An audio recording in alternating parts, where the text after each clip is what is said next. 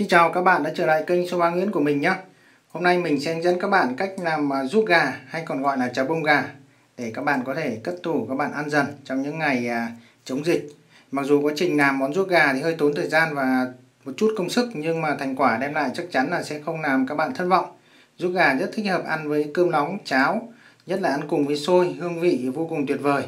Vị ngọt của gà hòa cùng với hương thơm của mắm nguyên chất, dẻo dẻo của xôi với một thức ăn sáng để cung cấp năng lượng cho cả một ngày dài hoạt động thì rất là hiệu quả. Để làm món ruốc gà hay còn gọi là chả bông gà thì các bạn chuẩn bị cho mình một miếng ức gà như thế này. Thì miếng ức gà này mình mua ngoài chợ và mình đã nhờ họ lọc ra rồi thì được 400g.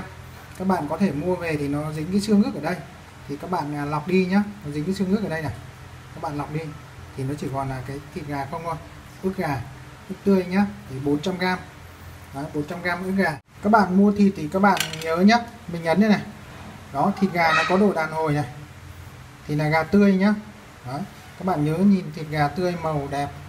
Đấy, không bị tái. Đấy, thịt gà sẽ tươi và ngon. Tiếp theo thì mình sẽ có đường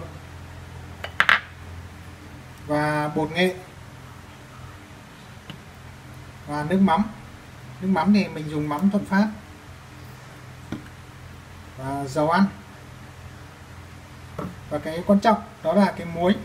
Ở đây mình dùng muối ớt sạch ASEAN của công ty trách nhiệm Duyên Hải. Ra cái muối ớt này thì là một cái mẹo nhỏ của mình làm, mình cho vào để gà nó không bị tanh. Đấy, còn các bạn không có thì các bạn cũng có thể không cho cũng được, nhưng mà các bạn có thì càng tốt càng ngon các bạn nhé.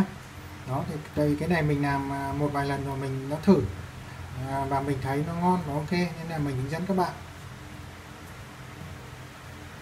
Bây giờ thì cách cắt miếng gà ra như thế nào thì bây giờ các bạn để ý nhé. Miếng gà này nó có thớ dọc này và thớ dọc này, mình sẽ tách cái này ra. Các bạn nhớ nhá, tách này ra. Đó, các bạn tách ra cho mình. Đó, các bạn tách theo đúng cái thớ.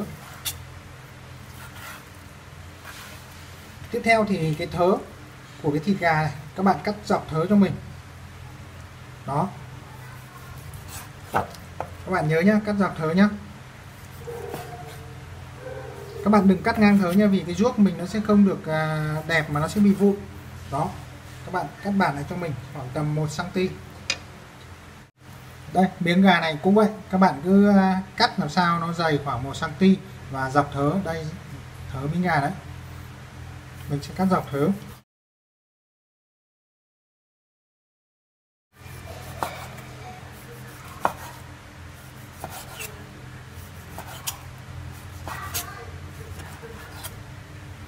Đó, các bạn nhìn miếng gà nhé, dọc thớ rất là đẹp nhé, và độ dày khoảng 1 cm. Đó, tất cả miếng gà nhìn rất là đẹp đấy, thì khi các bạn làm ruốc nó sẽ dài, nó đẹp và nó bông, không bị nát. Bây giờ mình sẽ cho vào đĩa để mình tiếp theo không chế biến các bạn nhé.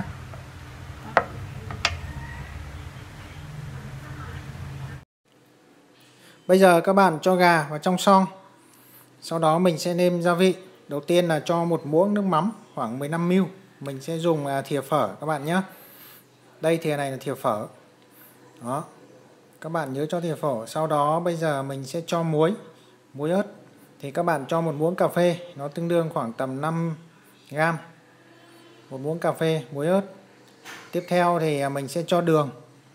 Đường thì các bạn cho 2 muỗng cà phê. 2 muỗng cà phê đường thì tương đương khoảng 10g. Đấy, các bạn có thể cho mì chính nếu như các bạn muốn nhé, còn mình sẽ không cho. Đó, tiếp theo này bột nghệ. Bột nghệ các bạn sẽ cho một ít. Các bạn để ý quan sát mình cho một ít nhé.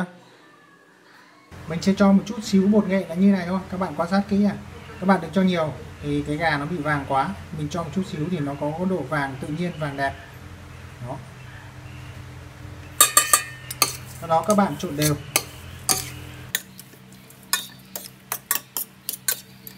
Đều cho thịt gà ngấm gia vị khoảng 5 phút. Sau đó mình sẽ tiếp tục khâu chế biến tiếp theo. Sau khi gà đã tẩm ướp được 5 phút, bây giờ các bạn cho lên bếp, mình sẽ rim.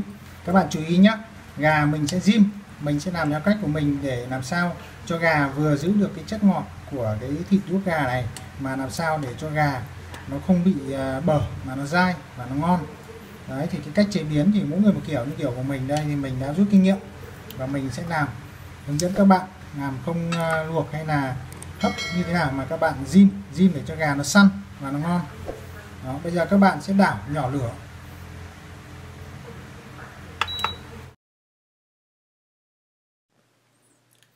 Khi rim gà thì các bạn để lửa vừa, các bạn đừng để to quá thì gà nó sẽ bị cháy và nó sẽ mất cái màu đẹp của cái ruốc gà. Làm sao cho lửa vừa, nó hơi sủi lăn tăn, và các bạn lật đều các cái miếng gà để cho nó chín đều và nó săn, nó se lại. Thì các bạn chỉ cần rim khoảng 5 phút là gà sẽ vừa chín tới và nó săn vừa tới. Thì lúc đó cái nước rim nó chỉ hơi còn một chút xíu thôi, thì lúc đó mình sẽ tắt lửa. Thì trong quá trình xem video thì các bạn thấy video của mình hay và hữu ích thì các bạn đăng ký kênh ủng hộ mình nhé. Cảm ơn các bạn rất nhiều. Như vậy mình đã rim cạn, các bạn để ý nhé. Mình đã rim cạn rồi ở đó, một chút xíu nước thôi. Đó, cho bây giờ mình sẽ để nguội để mình đem giã thịt gà. Các bạn nhớ để thật nguội cho mình nhé. Trong quá trình đợi gà nguội, các bạn chuẩn bị một cái bát inox và một cái chày. Sau đó khi gà nguội, các bạn cho gà vào bát inox, mình sẽ lấy chày mình giã. Thì ở đây các bạn có thể giã và các bạn xé gà thành từng sợi nhỏ thành để mình rang ruốc luôn cũng được, nhưng mà làm thế hơi lâu. Thì mình sẽ dẫn các bạn là các bạn chỉ cần giã qua cho nó bẹt các miếng gà cho nó dập đi thôi.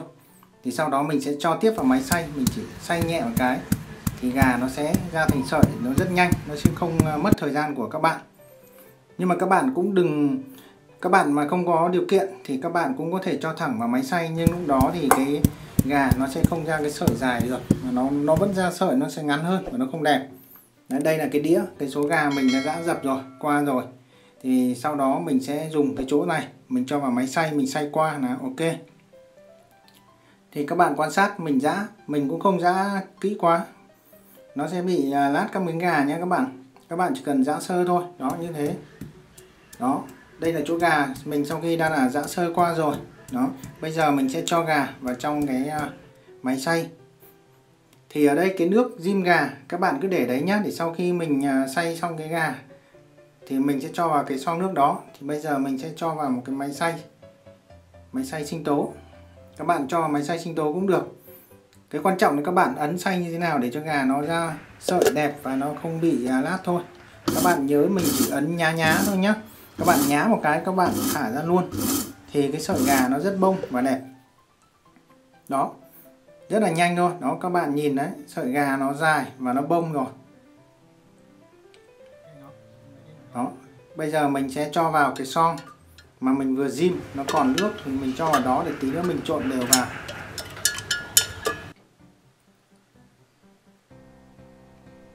Các bạn xay từng ít một các bạn nhé. Các bạn nhớ đừng cho nhiều quá thì nó sẽ không ra sợi đẹp mà nó sẽ không đều.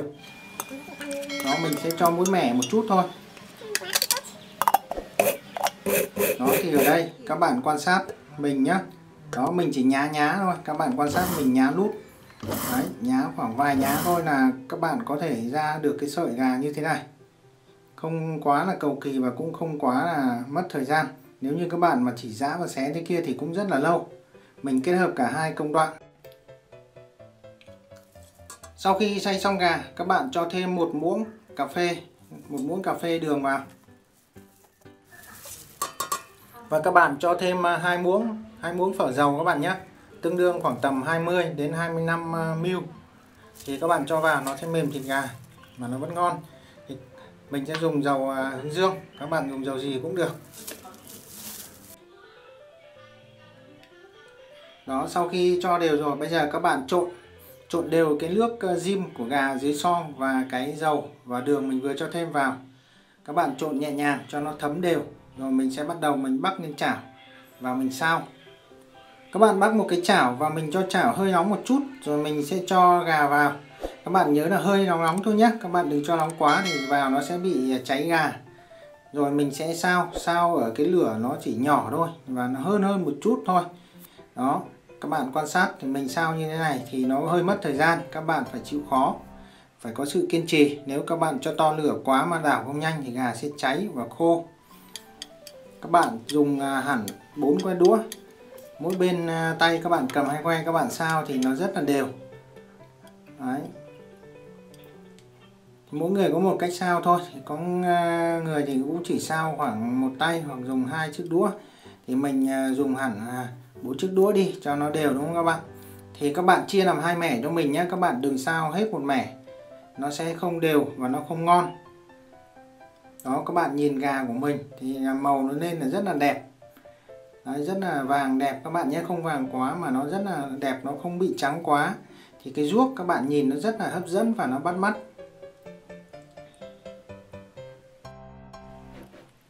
Trong quá trình sao thì các bạn thấy các cái miếng gà nào mà nó chưa rời ra mà nó hơi bị cục thì các bạn phải tách cho nó rời ra, nhìn cho nó đẹp. Làm sao ruốc gà của các bạn sau khi sao nó phải có màu vàng ruộm, sợi ruốc không bị mũn quá và không ngắn quá mà bông mịn, không có các cái cục thịt mà vón vào nhau, thì hương thơm của mùi mắm mà nó dậy lên thì rất là ngon. Thì ruốc gà nó có vị của mắm các bạn nhé, vị mắm đậm đà, và các bạn nhai kỹ thì cái phần nước ngọt của gà nó tiết ra, nó không bị mặn quá. Đấy, thì cũng không bị khô quá. Các bạn làm sao cho nó nhìn mà nó hài hòa. Đó, đây miếng gà, đây là cái ruốc gà của mình đã hoàn thành các bạn nhé. Xin chúc các bạn thành công trong món ruốc gà. Xin chào các bạn và hẹn gặp lại các bạn ở những video tiếp theo nhé.